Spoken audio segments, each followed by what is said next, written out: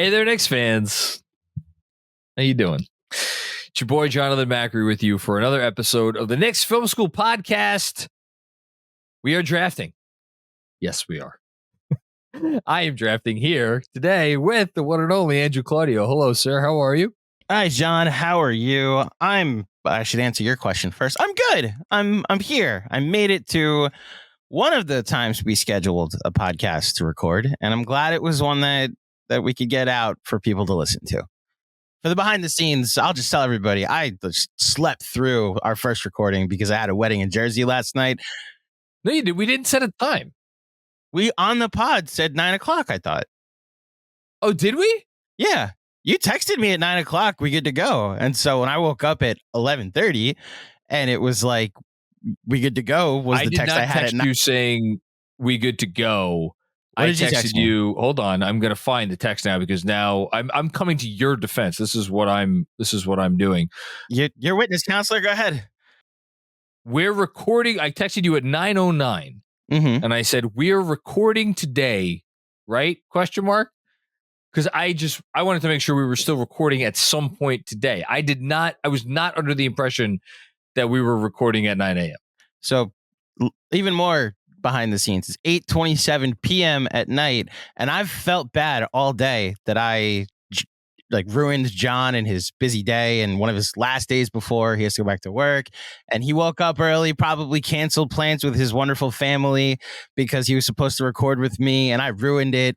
And lo and behold, I felt bad for nothing because John was probably doing all of those things and was like, oh, Andrew, we haven't planned the time yet. It's okay. No, today's big thing. We had two big to-dos today. Okay. The first big to-do was my wife had to get her hair done.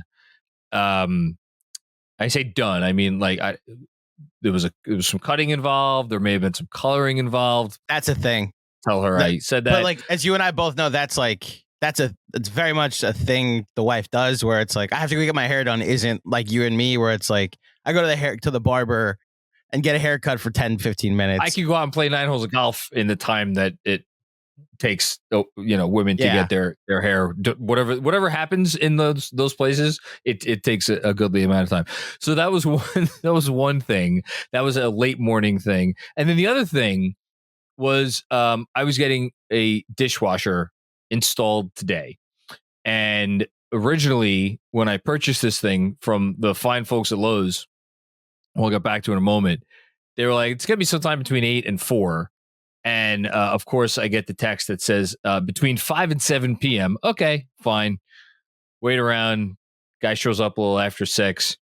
I'm sorry, sir. I can't install this dishwasher. You have the wrong hose. Excuse me.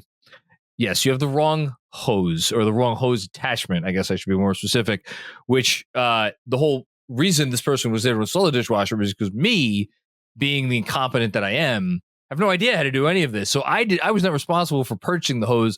The people at Lowe's, again, shout out, fine folks that they are, gave me the wrong hose attachment. So now I have to wake up tomorrow morning and deal with this before we record our next podcast at 9 a.m. so I can get a fucking dishwasher in my house. How you doing? That's scheduled. Okay. Well, I apologize that you've had to deal with that today. There you go.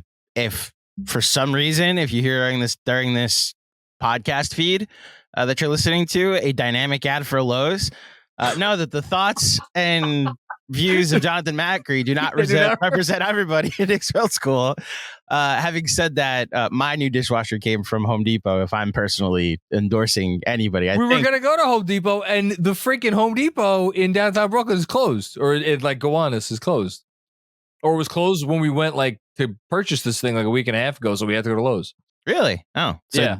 It's I'm more of an inconvenience, is what you're talking about. I'm Team Home Depot too. I used to work there, actually. There you go. On my first job. Okay, that's what's going on with us. That's what's going on with us. We're working out this summer, still doing content, and presented by BetUS. So. Presented by our good friends at BetUS. So you allude to the fact that we continue to pump out content and that kind of things are slow. I do feel like this summer is particularly slow, especially in light of the fact that we had the Dame thing last summer. and the Donovan Mitchell saga the summer before that. Like, we just haven't gotten any version of that this time around, which I'm not saying I mind, but it's an adjustment from the last couple seasons. It's this entire offseason, I feel, has been about Knicks fans needing to adjust, right? Yeah. Now, we may not have been technically involved in the Dame summer, but there was always a question that got brought up, and it's a thing you can turn into content about, like, should the Knicks get involved as a third team? And I remember when the Drew Holiday weekend existed, because Dame got traded on a Friday, and then it was like, should the Knicks get involved in the Drew Holiday sweepstakes? And here we are, a calendar year later, and the Knicks have made not one, not two, but three trades to shake up their roster and created a hint of finality to what they'll be going into training camp with, albeit a backup center here or there, you know? Man, a year ago at this time, I'm thinking now, or a 10-man rotation. So no McCall. So who is here that is not here now? No RJ, no IQ, no Quentin Grimes, no Hartenstein. No Hartenstein. So that's 40% of the rotation's gone. Wow. Mm-hmm. Well, lot has changed in the last year.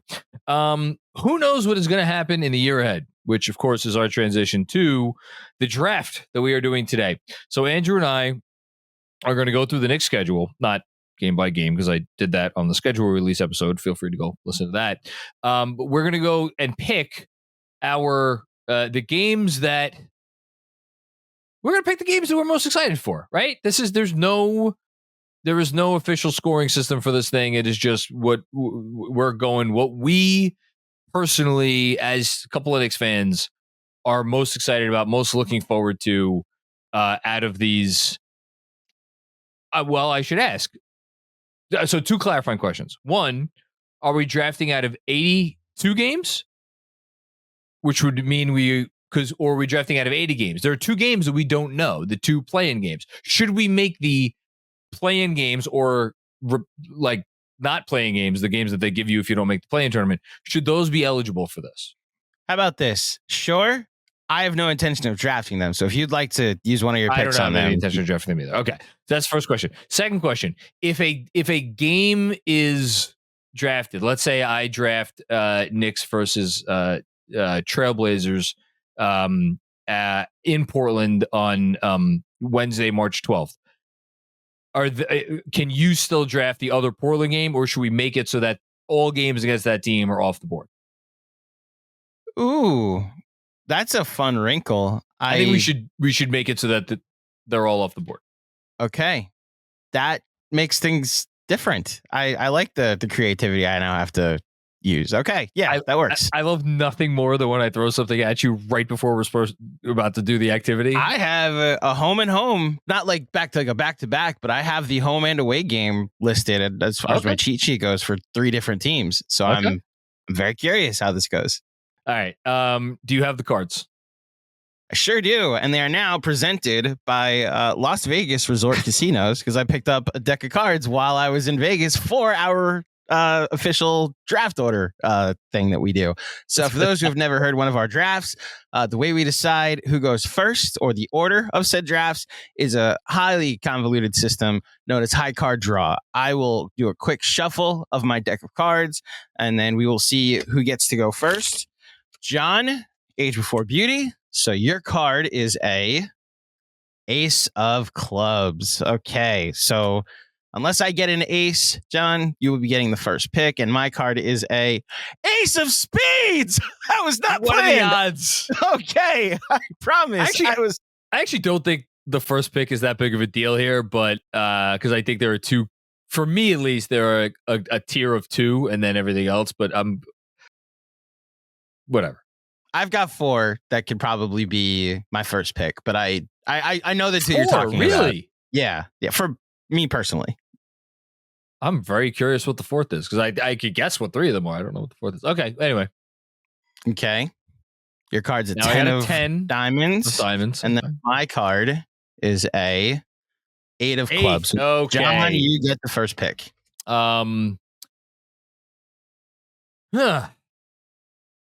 So here's the problem.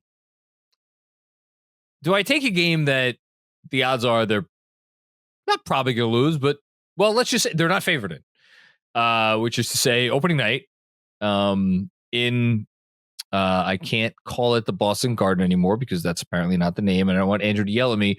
Wherever the hell the Boston Celtics call home, in Boston, not the Boston Garden.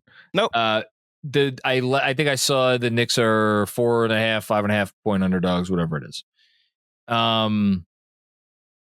They could obviously win the game. I wouldn't be surprised in the least if they won the game, but Celtics will come out. I'm sure they'll be fired up, the whole thing.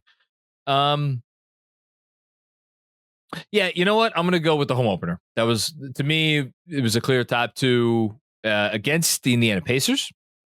That is Friday, October 25th, the year of our Lord 2024. That is an ESPN game. So it is national TV, even though it is not the opening game of the NBA season. So, did I just pass on Christian McCaffrey to draft CD Lamb? I don't think I did, but reasonable minds may differ. So I'll go ahead and take the Boston ring night game. Let's discuss both of them, though, because I think these would have been my first two picks as well. I don't know if that was Freudian or not. The probably going to lose that you put out there. I didn't say probably going to lose. I said they're not favored. They're just not favored. They're not favored. Yeah. But you let slip right before you said that. I don't want to say they're probably going to lose, but they're not favored. So are you not confident going into ring night? Going against the defending champions, albeit down one Kristaps Porzingis. Without Porzingis, and now we have an Anunoby and a Bridges. And we may not have a Mitchell Robinson. And I can't even sit here and look, I actually know. I think Randall's going to be back. I think Brunson's going to be back.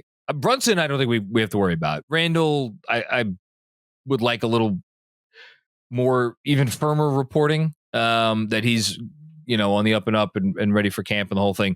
Mitch at this point, I think is a toss up. I just have an immense amount of respect for the Celtics. You know this. Anyone listening to this show knows that I have an immense amount of respect for the Boston Celtics. For the opponent, yes, you do. I have a respect for all opponents. We were recording shows a year ago at this time. And not at this time, let me correct myself, after the Drew Holiday trade.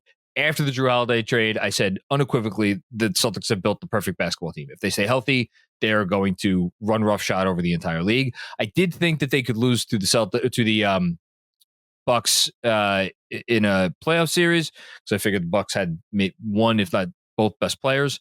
That turned out to be the case. The Celtics are awesome. Can the Knicks win? Absolutely, the Knicks can win. I'm kind of expecting them to win, but I'm also like, if they lose, I'm like, all right, that's fine. They lost the world champions on their home floor.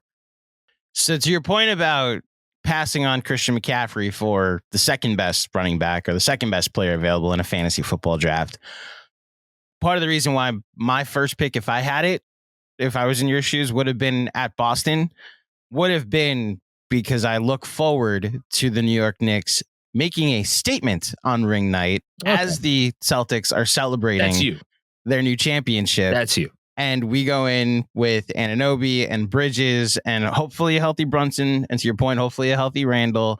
And the new look Knicks then take over the conversation for the next couple days. So we can boil this down. You're drafting for ceiling. I'm drafting for floor. So you don't have the same, I guess not hesitation, but like you're then the same confidence I have with Indiana for the home opener. Boston is the only team in the league for me that exists in this category. They're the defending champs, and I think they are in their own tier as a basketball team, maybe with a tip of the cap to the Thunder. And then there's everybody else, and the Knicks are part of everybody else. My big thing with the Pacers is I want to beat the team that eliminated us. Now, granted, I understand that the circumstances under which they eliminated us are not, we're not fair. We didn't have a team, half a team at least.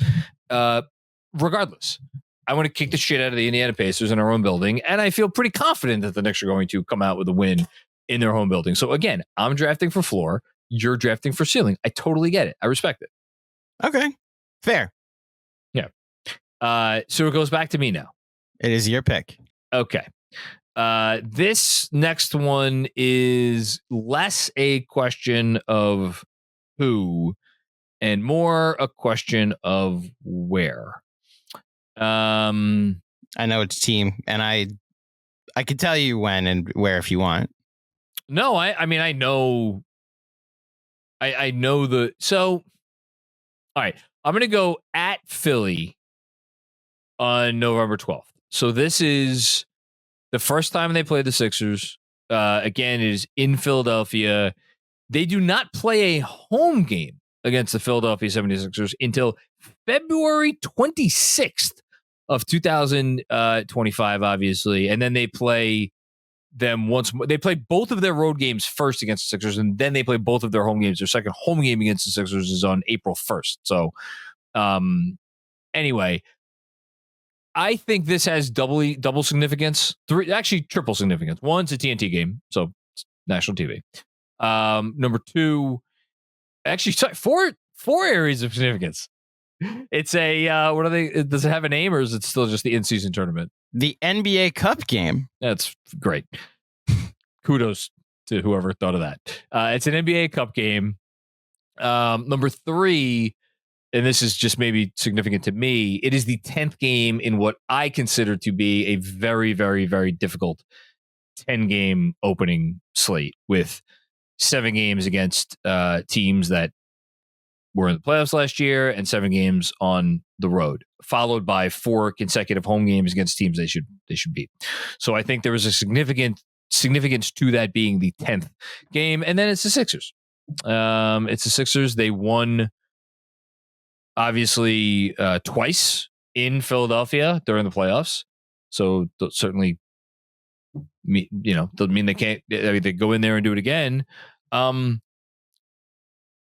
I also expect the Sixers to start off the season very strong because I think any concerns that people have about Philly is about how Embiid and Paul George will break down over the course of a long 82-game season / the playoffs.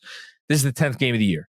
So I would not be surprised in the least. I have not looked at Philadelphia's schedule. I'm not going to look at it right now, but I wouldn't be surprised if they walked into that game, 7-2, 8-1, so with a really good record. And we're hyped up to obviously come at the Knicks. And I'm looking forward to that one. This is the third game in my tier because I also would like to. I'm excited for the Knicks to return to the place where they eliminated the Sixers last year. There you go. And then the last game in my tiers will be my first tier. Can I guess? Sure. Does it happen before the in-season tournament? No.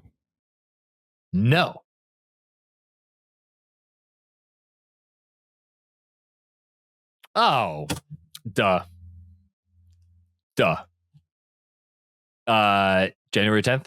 January 10th. It's a Friday night Knicks game, in which the Knicks will play the Oklahoma City Thunder.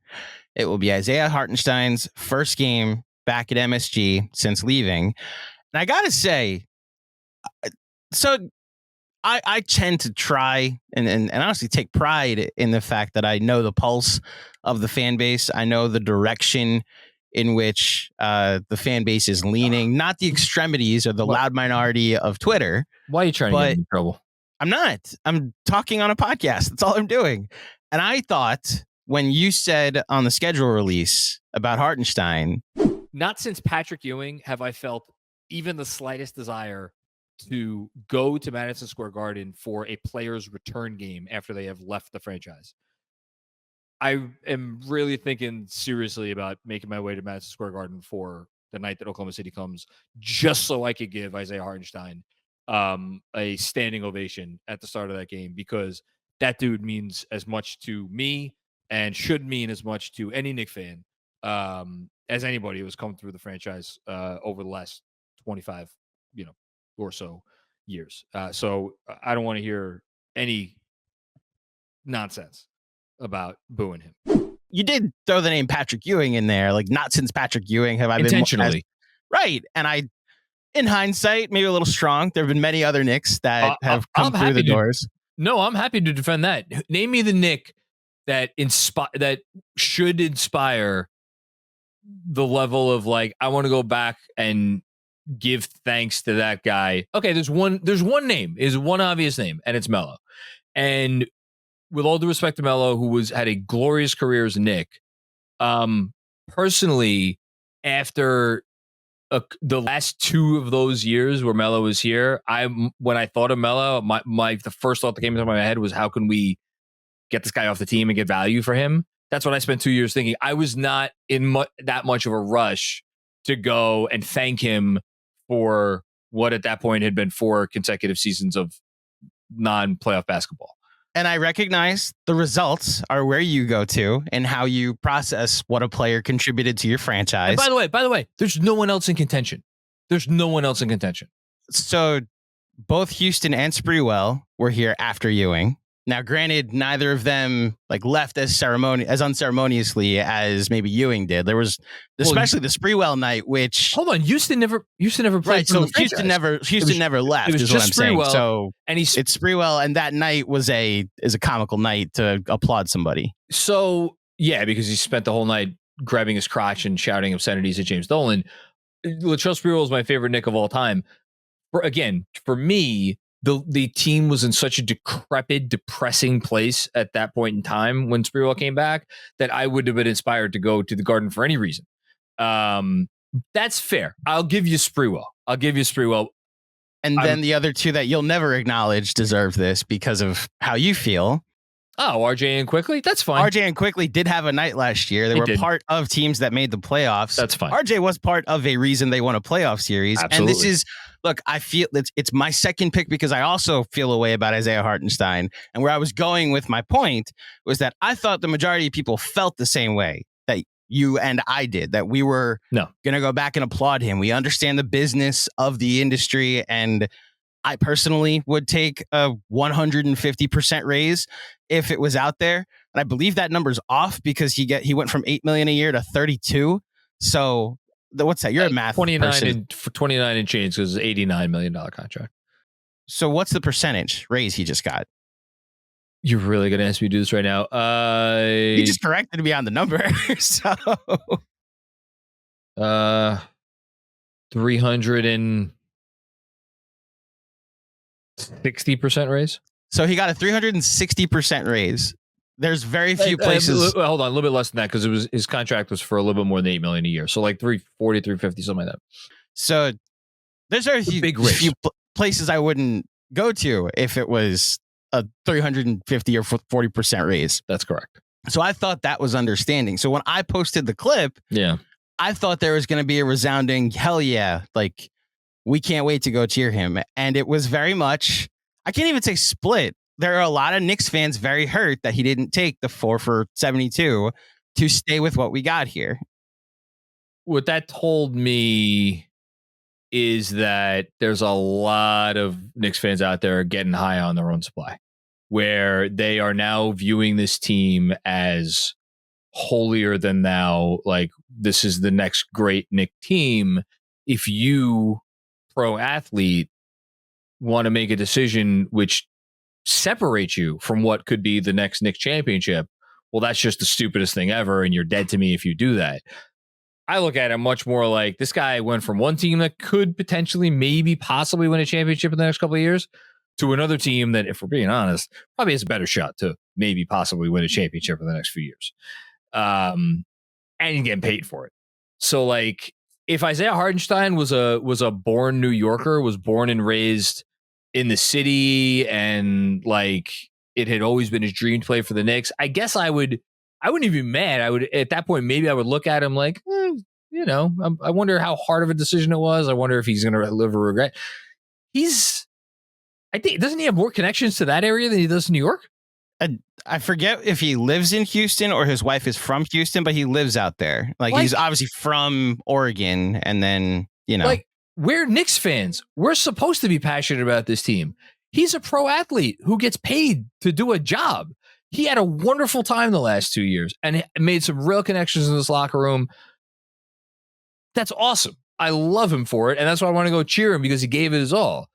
But to go from that leap to how dare he leave these heavens? Like, come on.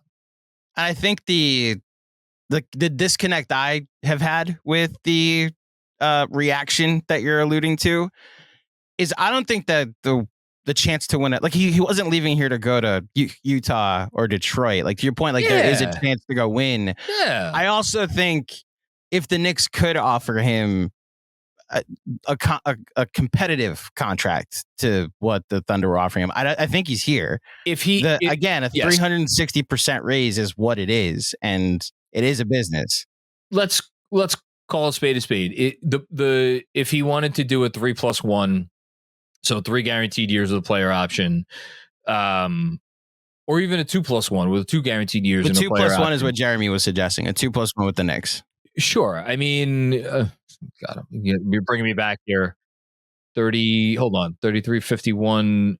I mean, it's a difference of, it's essentially 51, 52 versus 89. Like it's almost double the number. Like I'm sorry. And I agree. I also just want to point out to close the loop on the Ewing conversation, the since Ewing conversation. You're not letting this go. John, who's the most important player of the Cavs series? Mitch. Right. So not Hartenstein. So he was already not the most important center in that series. Who closed 4 of the 6 games against the Sixers? Not Hartenstein. So Mitch and then Precious Achiuwa. And that one of those games, Hartenstein couldn't play because he fouled out. And one of those games he couldn't play because he was in foul trouble and they went and Precious Achiuwa. So I'm not even saying like if we're not gonna like that should demerit any affection I have for him. I feel a similar way and that he played his ass off for the Knicks. I would love to go applaud him that night. There have been candidates, is all I'm saying, that what I would put in the same conversation as Isaiah Hartenstein. To quote a show that I have quoted on this podcast before, it wasn't logic, it was love. What that Knick team did over the final 30 some odd games last season after Julius Randle went down, the way they came together, the way they kept it up against all odds when they had no business keeping up what they kept up. I will always remember that group as Brunson, Hart, DiVincenzo, and Hartenstein. Those 4 guys stood out to me. And the freaking advanced stats, if we are gonna get a little nerdy for a second and inject a little bit of logic into it, when you put those 4 players on the floor last year, they were the 73-win Warriors. That's not hyperbole. Like that's what the number said. And then they almost screwed around and made it to an Eastern Conference Finals. So again, it's not logical. I totally get it. I'm just saying, for me, again, this is where I'm coming from. I have not felt as emboldened to want to go and cheer a guy on his return since you. I'm not as emboldened, but I do also appreciate Isaiah Hartenstein, which is why Friday, January 10th, which it's a great pick. Not for nothing, is during a homestand and during a month in which the Knicks, it's during a stretch where the Knicks, I believe, play 12 of 14 games on I-95, and the 2 road games they have are one in Brooklyn, one in Philly. So there are other 2 home games. And that could be a finals preview at that point. We might know what the Knicks are, what the Thunder are, and it's a potentially big Friday night basketball game. It's a huge Friday night basketball game. Okay, that's a great pick. It's a great pick by you. Quick break to tell you about our new friends from BetUS. Are you looking for a new book this basketball season? BetUS is the answer. They have the fastest payouts in the industry. 125% sign-up bonus up to $2,000, 200% crypto deposit bonus. Fast and easy deposit and withdrawal process. Check out my BetUS link in the description below. You get 24/7 personalized service, 365 days a year, live wagering on all major games, the best betting variety in the business. You get 10% back on your net losses twice a year. And did you know that BetUS can give you your very own personal account manager? How about that? Okay, I'm going to bring up Andrew Claudio here because we are going to look at some current NBA odds. Hello, Andrew. How are you? I'm good, John. How are you?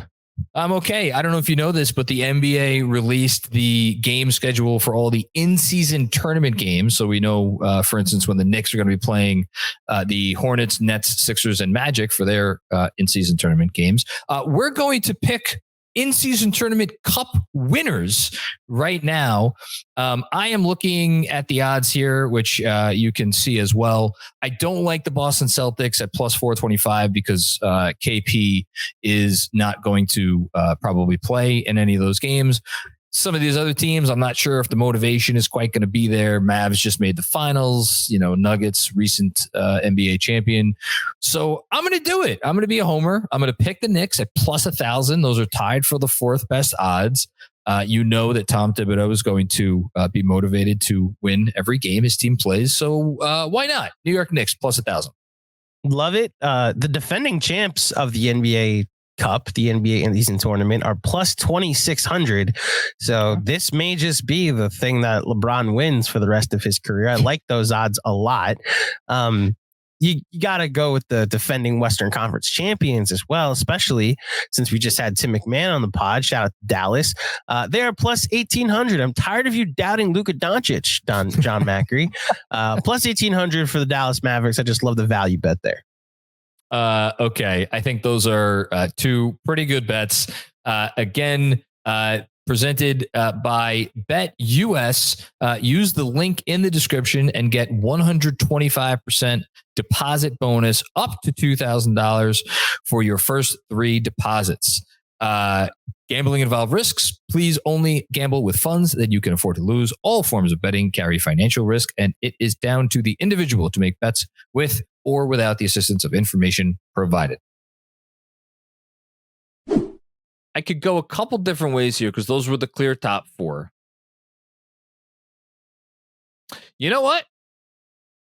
I'm gonna go for a different kind of return game.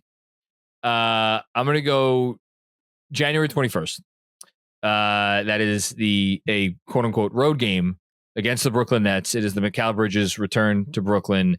It is the Knicks' only, again, quote unquote, road game over the course of 3 weeks, 2.5 weeks, whatever that is. And I love it for Mikal's return. I love it because it's a Nets game. I do think that is, I don't know, in some way, like the Pacers now and the Sixers are obviously, and the Heat are right there. You talk to your guests on the pregame show about Mount Rushmore rivals. Like the Nets have to be still, even though they suck, on the Mount Rushmore rivals right now. They have to be. They do? Because of the trade and what that? No, okay. Because they're the Nets, and because there's been this back and forth. Because KD and Kyrie went there, and then it was like we were happy KD and Kyrie went there, and it's everything. So play it out. Who are you for right now? I think I just named them. Pacers, Sixers, Heat, Nets. So Boston's not on there at all. They're not for me. I gotta be honest. For me, it's either Boston, which could become more of a rival if the Knicks and Celtics play some games this year, or the Nets. And I gotta be honest, the direction I see the Nets headed, they're going to become so irrelevant. I don't care about these matchups anymore. But to your point, maybe that you might have we're off by one team, and you may have the right one. Those are the right 5. Those are the right 5. For me, it's the Nets right now. There have been some exciting games against the Nets over the last few years. There have been some exciting games in Brooklyn over the last several years that have been closer than they had any right to be when the Knicks have been the better team. So those are all reasons to like it. And it comes during a pivotal stretch for the Knicks where they really need to clean up. So I will take that Nets home game, the Mikal return game. You just presented a low floor. Or a high floor, I should say, for your last pick, because I think the Nets will be in full white flag for Cooper flag mode. Well, by that point, hold on, all the more reason to like that game because it'll be an arena full of Knicks fans. I agree, which is that's partially why that it was either that game or the last game of the season where they clinched their 60th win in the 1 seed would have been my pick. But I am projecting a lot in my qualifications around said game. I'll stay competitive with it. The game after the Knicks play the Thunder is a Sunday afternoon matchup. It, I believe, is also no. It's a playoff football Sunday. So who knows if either New York team will have anything to play for, and we'll all just be watching the Knicks play the Milwaukee Bucks. The Knicks, I don't believe, play the Bucks before they do play the Bucks Friday, November 8th. So I will look ahead a bit because I don't want any chicanery of what these two teams could potentially be, what the injuries could be. I'm looking forward to the Knicks game against the Bucks in January when these teams have maybe fully developed, is what I'll say, and to what they potentially are. I should have took the November 8th game. I'll be honest, that week's going to mean something different in America. So there's very little I'm looking forward to other than what else is going on that week. But fair. That's enough about that. I'll look forward to what happens in basketball that week in January. I think a Bucks game needed to be drafted. I agree that a Bucks game needed to be drafted.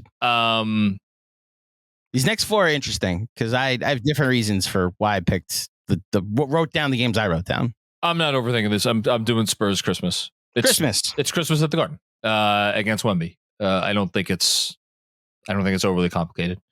And it's funny because I picked this game and at the same time, like, I know just because of by virtue of how Christmas unfolds at whatever house I happen to be spending Christmas at, like, I'm going to be around a bunch of people. I'm not going to get to focus in on the game as much as I would very much like to focus in on the game. Like, even last Christmas, the Bucks game, like, I know we won. I know I sat there and I watched the whole thing. I kind of remember the feel of the game, and yet I mostly remember not being able to focus in on it as much as I would have liked it. And this will probably be the same, but there's still something about the Knicks playing at home on Christmas. And again, I think it's a good game. And I'm happy they gave them a game that A, they should win, but B, should be entertaining. So as we continue the tradition of me doing the Christmas Day game, I'm very much also looking forward to the Christmas Day post game after Wemby. By the way, I like doing it. Believe me, my parents love like sending out the link to all my family. Anyway, so that's my pick. Spurs on Christmas Day.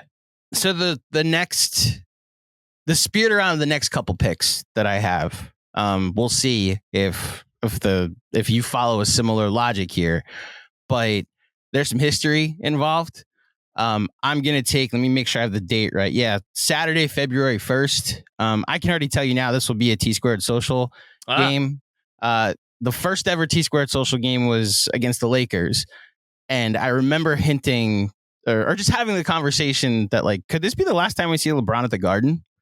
And I believe every time LeBron James plays at the Garden or just plays any game, you have to wonder, is this his last time playing here? So is his game in Cleveland this year? Is this his last time in Cleveland? Is his game in Miami? Is his last time in Miami? I know he's superhuman, and it's like impossible to think that Father Time might win out eventually. And watching him in the Olympics, I think he has like 4 or 5 years left. But there are a lot of miles on that tire. Yes, he's getting to play with his son. Maybe a year of him playing and his son not playing on the same roster because he's in the G League for most of the year is enough. I just think you got to enjoy these greats while you get the chance. And one of my biggest regrets in life is being into basketball in my teens and not making the effort to go see MJ play with the Wizards at the Garden.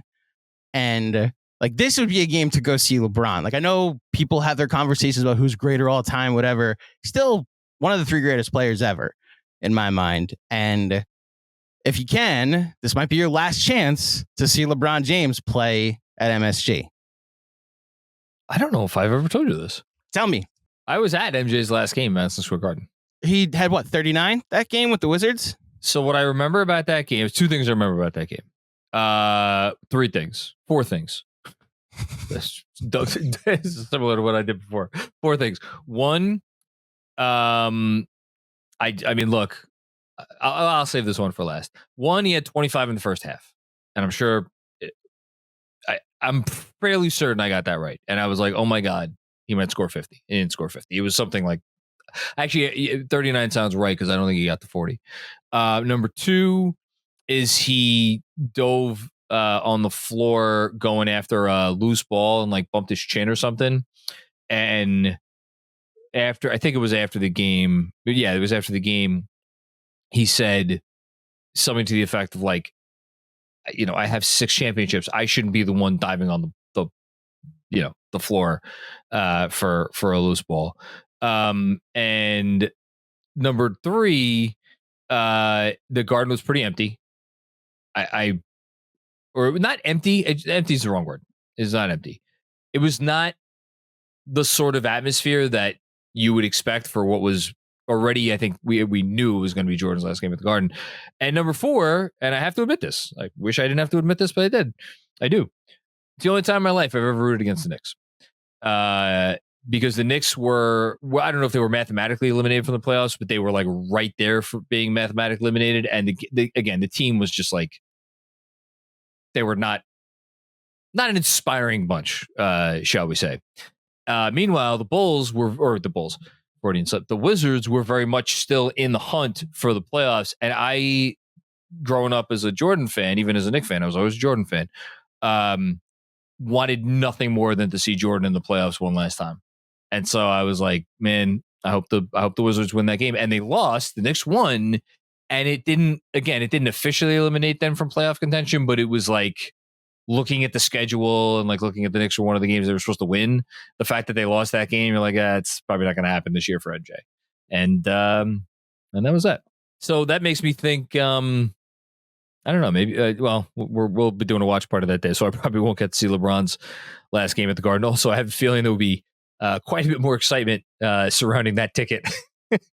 I would say so. Yes, that LeBron at MSG potentially for the last time, especially if like a birdie gets through Chris Haynes reports that LeBron is contemplating this being his last season, and it becomes a goodbye tour year. Okay, it's my last pick. Man, you've had some good picks. I mean, I could go in a lot of different directions here. It's I feel like on one hand it's weird to pick something towards the end of the season because you're like, it could mean a lot or it could mean nothing, because we don't know where the Knicks are going to be. Like sitting here today, I can't say like, oh, I'm so excited for game, 81 versus Cleveland, even though that game could be massive. Who knows what they could be playing for. So I'm not going to do that because that just feels a little disingenuous. I can't say that there's any other specific opponent that I'm like, oh man, I really want to see that team. So I'm going to go. I'm going to decide between 2. I'll just tell you what they are, and if you want to take the other one, you can. I'm deciding between a Miami game and a Dallas game. The Miami game's the one I would pick if you take Dallas. Yeah, I mean, Dallas, I feel like they've just had a rivalry with Dallas for years because of all the intersections between those two teams. Real quick, I'm actually going to take neither. So you get to choose either one and make it a choice. I'm staring at my other pick, which should be interesting. You know what? I'm going to take Miami, and I'm going to take, which Miami game do I want to take? Now this is the real question. No, I'm going to take I'm going to take the game in Miami. I'm going to take the 4th game of the year. I'm going to take it's Halloween Eve, October 30th. And it's 1 because it's Miami, and 2 it's because that's the last time Julius Randle played basketball. And let's hope he's back. And it's Miami. It's Miami. I don't need to say anything else. So you took the Philly game in November, right? 11-12? Yes, but now you cannot take a Philly game. Right. So the one I probably would have written down, and this is part of a theme I'm following throughout my prep for the draft and my picks and what the Knicks have been the last couple of years.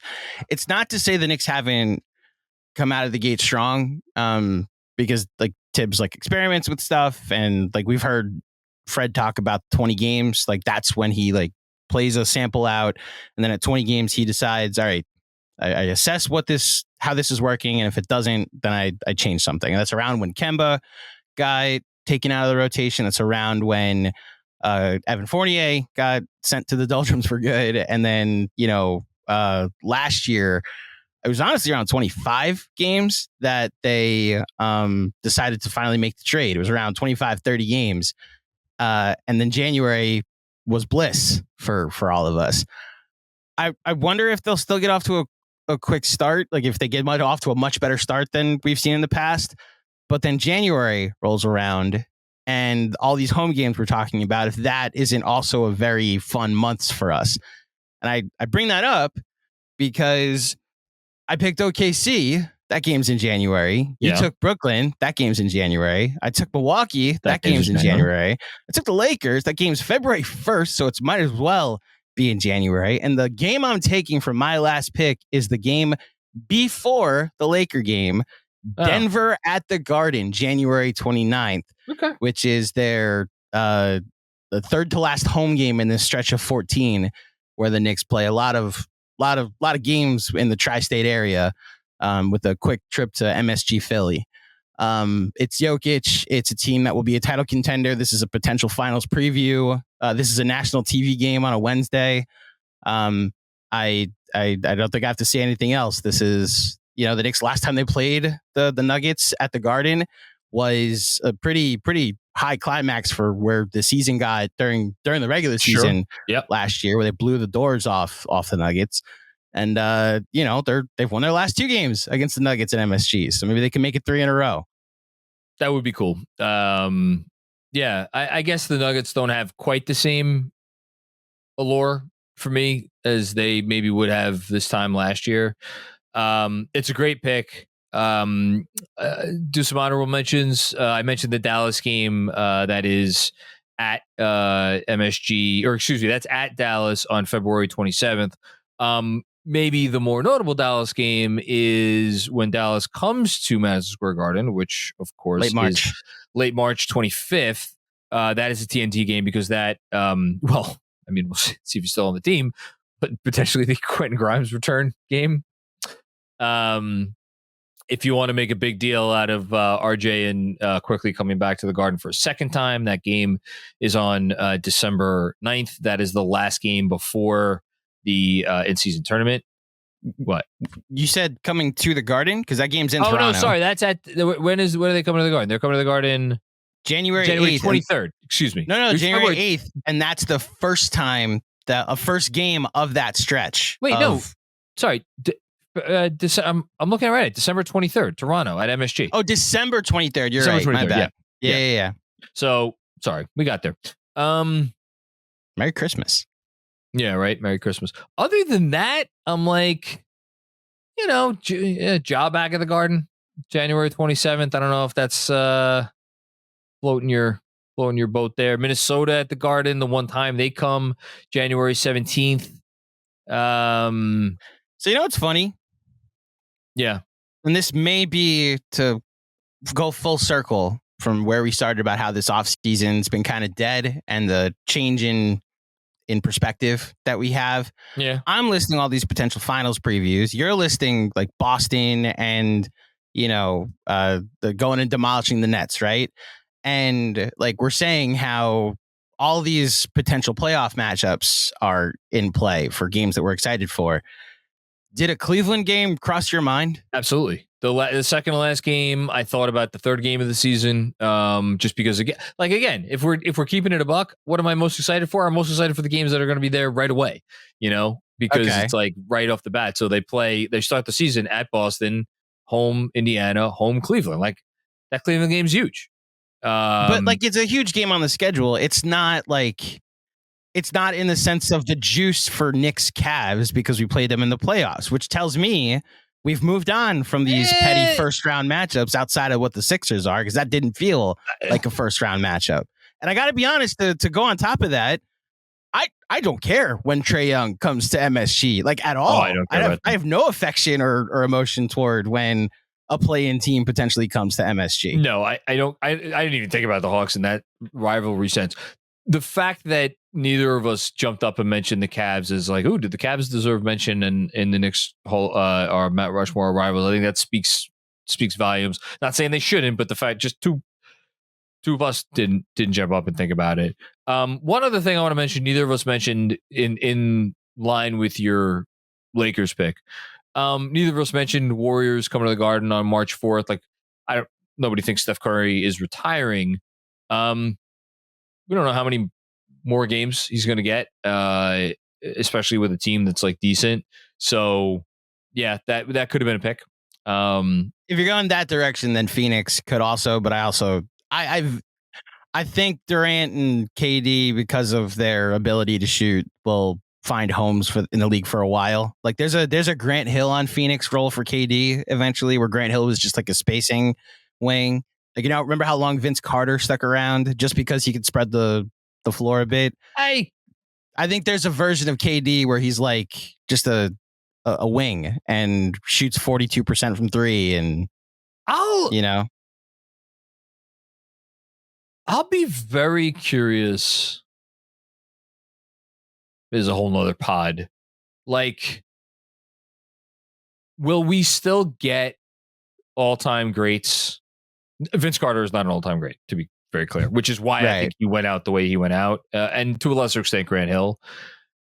Like, KD, even if you hate KD is one of the top 15 players of all time.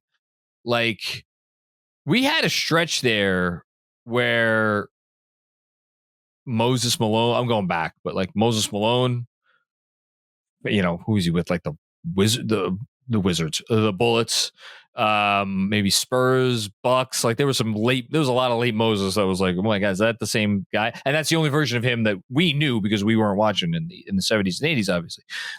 Late Shaq on brought up Ewing. Yeah, I'm talking about top 15 to 20 players of all time.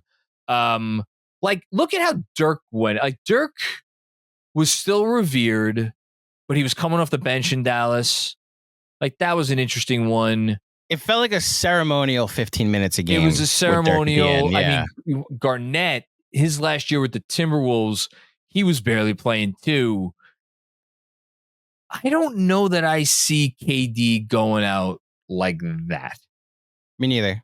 Because LeBron, LeBron ain't going out like that. LeBron's going out the way Kobe went out, Yeah. KD, I think will go closer to that. Steph is interesting because I don't think Steph ever wants to play for another team.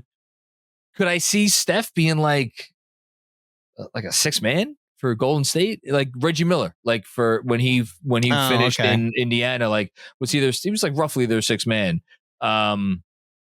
Maybe, but obviously Steph's better than Reggie. It goes without saying. I don't know, but that's an interesting topic for another pod. Like how do we see some of these players going out? Yeah, whatever.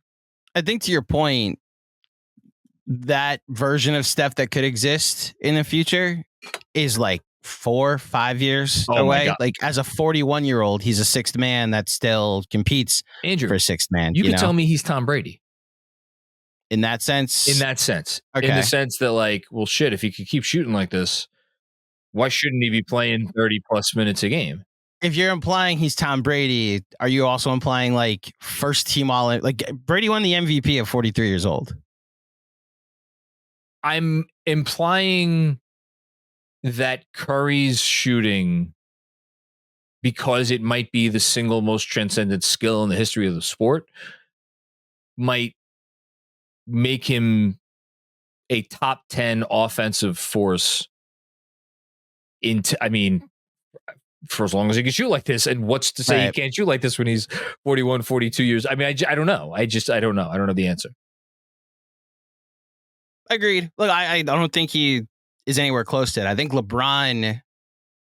Look, LeBron's he's an alien. That's a different conversation. I don't think, but to your point that you just made, I don't think there's a version of LeBron we'll see that is, how do I put this? Like, he's not gonna, there's never gonna be like a 17-minute sixth-man version of LeBron. I think LeBron will go out at his peak, though, is my point. I think he will go out on like a year he gets second team All-NBA and the Lakers win 50 games, and he just decides I still could have played more. I have other interests. Like I've accomplished. I don't see a path to a championship that doesn't get me accused of, hunting for one. Although, so the counter to all of this is the renewed appreciation for the three of these guys, Durant, LeBron, and Curry, that we saw in the Olympics. Do they try to team up in the future? If this is like LeBron's last game as a Laker at MSG, is there a him on the Warriors future? And he just tells Bronny, I hope you enjoyed your 1 year in LA. I'm going to go to Golden State now. I mean, just to put a bow on this conversation, unless I am forgetting someone, and man, I almost want to pull up my list of my top 75 list just to make sure I'm not forgetting someone. I think the only two players who went out, nobody has ever gone out on top, unless you want to argue Bill Russell, which you could because he won a championship. But in terms of like at or very close to their peak version of themselves, I think the closest to that in terms of going out on top were Wilt. And I'm looking at it right now. His final season playing with the Lakers, 72-73. Scoring was way down. He was only averaging 13 points a game. Dude finished fourth in MVP voting that year. It was him and it was Bill Russell, who, correct me if I'm wrong, won a championship in his last year and was, still a game-changing defensive force and the whole thing. Infamous year, yeah. Yeah.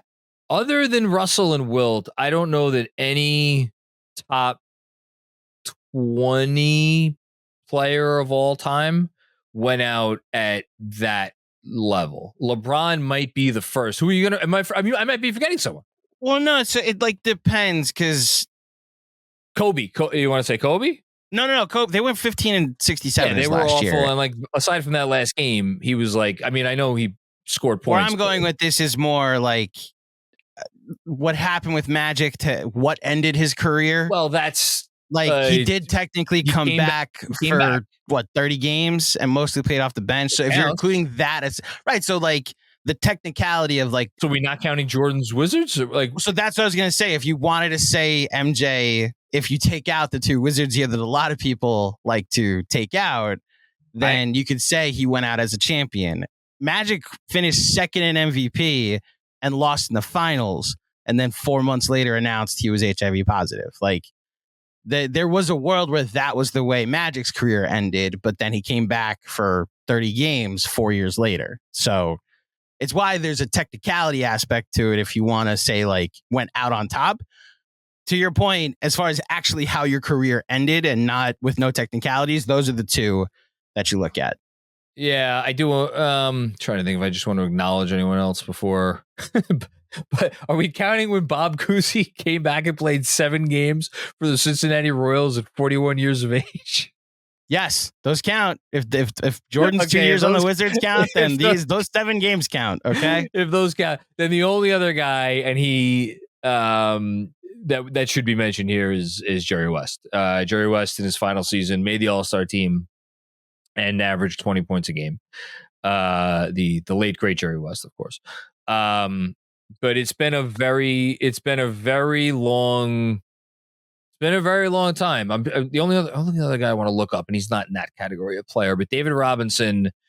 They did win the championship his last year. He did start every game. He averaged under 10 points a game. He wasn't 2 years removed from his last All-Star berth, so I don't think that warrants mention either. I was gonna say that was Duncan's team by then. Oh, I mean, yeah, it had been Duncan's. I mean, it was Duncan's team when they beat the Knicks in '99. Also true. Yeah, I don't think that there's anyone else. So really, I think LeBron has a chance to do, what else is new?